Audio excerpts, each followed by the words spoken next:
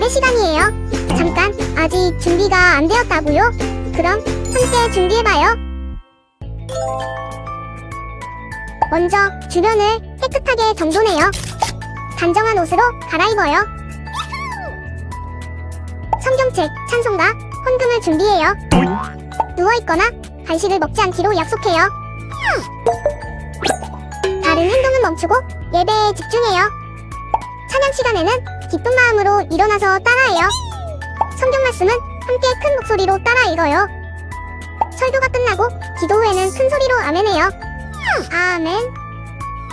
준비한 헌금은 따로 저금통이나 성경책에 모아두었다가 교회에 출석할 때 드려요. 예배가 끝날 때까지 경건하게 예배에 집중해요. 광고도 잘 듣고 기억해두세요. 그럼 예수님과 함께 기쁘고 행복한 예배 시간이 되기를 바라요. 중등부 친구들 안녕하세요. 한 주 동안도 잘 지냈나요? 우리 친구들 지금 시험 기간이라서 많이 정신없고 바쁠 텐데 그래도 하나님을 예배하는 것, 그것이 먼저임을 늘 기억하고 오늘도 마음을 다해 하나님을 예배하는 우리 모두가 되었으면 좋겠습니다. 먼저 함께 찬송가 310장 하나님의 은혜로 부르시겠습니다.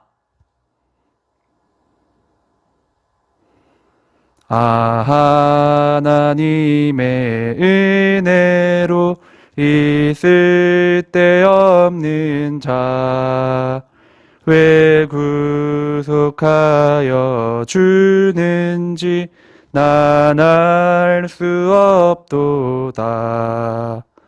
내가 믿고 또 의지함에 내 모든 형편하시는 주니 늘 보호해 주실 것을 나는 확실히 아네. 왜 내게 굳센 믿음과 또 복음 주셔서 내 마음이 항상 편한지 난 알 수 없도다. 내가 믿고 또 의지함을 내 모든 형편하시는 주니 늘 보호해 주실 것을 나는 확실히 아네. 왜 내게 성령 주셔서 내 마음 감동해 주 예수 믿게 하는지 난 알 수 없도다. 내가 믿고 또 의지함은 내 모든 형편하시는 주니 늘 보호해 주실 것을 나는 확실히 아네. 주 언제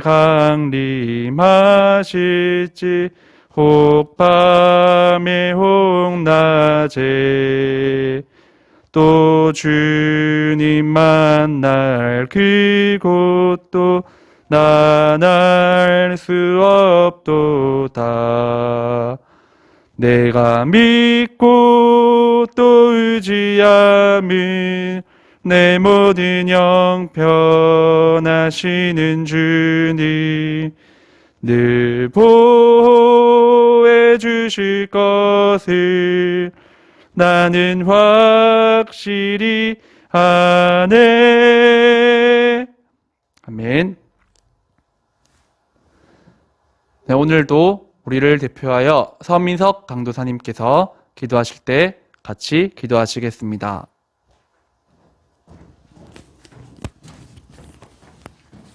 다 함께 기도하겠습니다. 살아계셔서 지금도 역사하시는 하나님 아버지 감사합니다. 하나님, 이 시간 우리 중등부 친구들이 살아계신 하나님께 예배를 드립니다. 하나님, 부족하지만은 하나님 이 예배 기쁘시게 받아 주옵소서. 하나님 아버지, 코로나가 주님 빨리 끝나서 우리가 예배 드리는데 전혀 지장받지 않게 하여 주시고, 하나님 아버지 혹시나 걱정되는 부분은 올해 이렇게 집에서 가정에서 영상 예배로 드리기 때문에 하나님 혹시나 믿음이 뒤떨어져 버린 친구가 있을까 너무 걱정이 됩니다. 하나님 혹시나 그런 친구도 있다면 빨리 다시금 믿음을 회복시켜 주옵시고, 하나님 예배에 목숨 걸고 하나님께 목숨 걸고 예수 그리스도께 목숨 거는 하나님 우리 중등부 친구들 다 될 수 있도록 하나님 인도하여 주옵소서. 아버지, 이 시간 이은총 강도사님 하나님의 말씀을 전합니다. 하나님 듣는 모든 자에게 하나님 귀 기울이는 마음을 하나님 허락하여 주시고, 그 말씀 한마디 한마디 들을 때 하나님 그냥 흘려보내지 않게 하여 주시고, 하나님의 말씀에 놀라운 역사가 나타나게 하여 주옵소서. 하나님 감사하오며 이 모든 것 우리 주 예수님의 이름으로 기도하옵나이다. 아멘.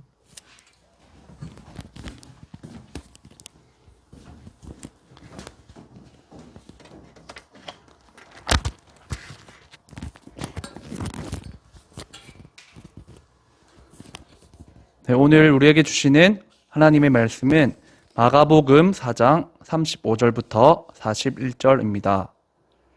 마가복음 4장 35절부터 41절 말씀입니다. 네, 우리 친구들 앞에 영상을 보시고 또 여러분들의 성경책을 펼치시고 한 목소리로 합독하도록 하겠습니다. 그날 저물 때에 제자들에게 이르시되 우리가 저편으로 건너가자 하시니 그들이 무리를 떠나 예수를 배에 계신 그대로 모시고 가매 다른 배들도 함께 하더니 큰 광풍이 일어나며 물결이 배에 부딪혀 들어와 배에 가득하게 되었더라. 예수께서는 곧물에서 베개를 베고 주무시더니 제자들이 깨우며 이르되 선생님이여 우리가 죽게 된 것을 돌보지 아니하시나이까 하니 예수께서 깨어 바람을 꾸짖으시며 바다더러 이르시되 잠잠하라 고요하라 하시니 바람이 그치고 아주 잔잔하여지더라. 이에 제자들에게 이르시되 어찌하여 이렇게 무서워하느냐 너희가 어찌 믿음이 없느냐 하시니 그들이 심히 두려워하여 서로 말하되 그가 누구이기에 바람과 바다도 순종하는가 하였더라. 아멘. 오늘은 설교 제목이 조금 길어요. 요동치는 감정으로 인해 가슴이 답답할 때라는 제목으로 하나님의 말씀을 나누도록 하겠습니다. 여러분, 흔히 청소년기에는 감정이 자주 변하고 또 불안정하다는 얘기를 여러분들이 들어본 적이 있을 거예요. 이 청소년기에는 감정이 불안하다고 여러 사람들이 그렇게 말하는데 그 이유가 몸에 2차 성징이 생기면서 생리학적으로 호르몬의 변화가 찾아오고 본인이 스스로를 보기에도 큰 변화가 있기 때문에 많은 심리적인 혼란을 겪는다고 그렇게 알려져 있어요. 여러분 생각해 보세요. 많은 경우에 무엇인가 완성되어 있는 것보다 어떤 한 가정에 있을 때, 그리고 특히 그 가정이 급속도로 변하고 있을 땐 그 가정 가운데 시행착오도 많고 안정적이지가 않다는 것 여러분들도 잘 알고 있을 거예요. 혹시라도 오늘 설교의 제목처럼 하루에도 몇 번씩 요동치는 감정으로 인해서 가슴이 답답한 친구들이 혹시 있습니까? 하나님의 말씀을 통해 그러한 순간에도 예수님을 믿는 그리스도인으로 살아가는 법, 그 법에 대해서 함께 배워보도록 하겠습니다. 35절을 보겠습니다. 그날 저물 때에 제자들에게 이르시되 우리가 저편으로 건너가자 하시니, 이 35절을 보면 그날 저물 때에 라고 기록하고 있습니다. 이 마가복음 4장 35절 앞의 절들을 우리 친구들이 한번 쭉 읽어보세요. 쭉 읽어보면 예수님께서는 하루 종일 말씀을 전하시고 가르치셨다고 그렇게 기록하고 있어요. 하나님 아버지께서 주신 사명에 충실한 삶을 예수님께서 사신 거죠. 우리 친구들도 지금 시험이 얼마 남지 않았을 텐데 학교에서도 학원에서도 집에서도 온종일 공부에 매진해 본 경험이 있을 거예요. 그 많은 과제들을, 공부들을 다 마친 뒤에 여러분들의 감정은 어땠나요? 또 오늘 본문에 예수님의 제자들은 어땠을까요? 예수님만큼 기력을 다 소진한 것은 아니지만 그래도 예수님 옆에서 졸졸 따라다니며 예수님을 돕느라 나름대로는 힘을 매우 많이 썼을 것이라고 예상할 수가 있어요. 즉, 무척 피로했을 거라는 것이죠. 그렇지만 이제 예수님께서 우리가 저편으로 건너가자 말씀하세요. 이 말씀은 갈릴리 바다, 갈릴리 호수 저편으로 가자는 뜻이에요. 이와 같이 말씀하시는 까닭은 최선을 다해서 하루 일과를 다 마치신 예수님께서 많은 무리들과 이제는 조금 거리를 두고 휴식을 취하시기 위해서였던 것 같아요. 제자들은 이런 예수님의 음성을 듣고 와, 드디어 쉴 수 있겠구나. 행복한 기대감으로 그들의 마음 가운데 그런 생각들이 넘쳐났을 거예요. 갈릴리 호수를 예수님과 제자들이 배를 타고 건너고 있을 때 믿기지 않는 일들이 제자들에게 벌어졌어요. 본문의 37절을 볼까요? 큰 광풍이 일어나며 물결이 배에 부딪혀 들어와 배에 가득하게 되었더라. 어떤 일이 일어난 거죠? 큰 광풍이 일어난 거예요. 앞에 사진을 잠시 볼게요. 이스라엘과 그리고 요르단, 이 두 나라 사이를 가르고 있는 한 강이 있는데 바로 요단강이라고 하는 강이에요. 그리고 그 요단강의 북쪽에 위치한 갈릴리 호수는 가로로는 12km, 세로로는 21km 정도의 규모였어요. 이 갈릴리 호수, 또 갈릴리 바다라고도 부르는데 광풍이 빈번하게 일어나는 호수였지만 이 광풍이 언제 일어났는지 그것을 예측하는 게 매우 어렵기 때문에 아무리 노련한 어부라고 할지라도 잔뼈가 굵은 어부라고 할지라도 강풍이 일어나게 되면 속수무책으로 당할 수밖에 없었다고 해요. 그래서 예수님의 제자들 가운데는 어부도 있었지만 이 제자들은 광풍을 보면서 단체로 너무나 큰 두려움을 느꼈던 것이죠. 여러분들도 잘 알 거예요. 칠흑 같은 어두운 밤에 다가오는 공포는 대낮에 찾아오는 공포의 2배 이상, 최소한 2배 이상이라는 것 여러분들도 잘 알고 있을 거예요. 하지만 감사하게도 하나님의 은혜가 머물러 있었던 예수님의 제자들은 이 위기의 찰나에 정말 지혜로운 선택을 내립니다. 어떤 선택을 내렸을까요? 바로 마가복음 1장에서부터 위대한 기적을 일으키신 예수님을 찾은 거예요. 위기의 때, 실패의 때, 서러움의 때에 예수님에게 손을 내밀 수 있는 사람이 정말 지혜로운 사람, 진짜 똑똑한 사람이에요. 예수님은 우리를 살려주시겠지, 그런 생각이 하나님의 은혜로 말미암아 제자들에게 있었던 것이죠. 이렇게 급박하고 위기의 순간에 예수님께서는 놀랍게도 고물에서 평안히 베개를 베고 주무시고 계셨대요. 오늘 이 마가복음 본문은 고물이라고 그렇게 기록을 하고 있는데 이 고물은 배의 뒷부분을 뜻하는 거예요. 38절과 39절을 보겠습니다. 예수께서는 고물에서 베개를 베고 주무시더니 제자들이 깨우며 이르되 선생님이여 우리가 죽게 된 것을 돌보지 아니하시나이까 하니 예수께서 깨어 바람을 꾸짖으시며 바다더러 이르시되 잠잠하라 고요하라 하시니 바람이 그치고 아주 잔잔하여지더라. 제자들은 두려움 중에 예수님을 깨우면서 외쳤어요. 예수님 살려주세요. 우리가 죽게 생겼습니다. 라고 큰 소리로 정말 간절하게 예수님께 외쳤던 거예요. 그러자 예수님께서는 이 39절을 보면 바람을 꾸짖으시면서 명령하시죠. 잠잠하라, 고요하라. 아주 간단한 명령이었어요. 이 땅의 주인이신 분, 이 땅을 다스리시는 분만이 할 수 있는 언행을 예수님께서 보여주신 거예요. 그 결과로 무슨 일이 벌어졌습니까? 사나웠던 강풍이 언제 그랬냐는 듯이 잠잠해졌다는 이야기가 오늘 본문의 이야기예요. 이 놀라운 위대한 이야기를 기록한 이 마가복음의 저자 마가는 우리의 예수님이 어떤 분이신지를 이 마가복음을 읽는 독자들에게 소개를 하고 싶었어요. 종의 모습으로 이 땅에 오신 예수님이시지만 예수님은 이 세상 자연과 모든 것을 다스리시는 전능하신 하나님이시자 왕이라는 사실을 독자들에게 가르쳐주고 싶었어요. 저는 여러분들과 이 본문을 예수님의 제자들의 감정에 초점을 두고 조금 더 자세하게 이해를 해보려고 해요. 아까 첫 절을 읽으면서 어떻게 시작했어요? 그날 저물 때. 어느 하루의 끝 무렵 짧은 시간 안에 예수님의 제자들은 그들의 감정이 짧은 시간 동안 급격히 변하는 과정을 겪었습니다. 다시 한번 떠올려 볼까요?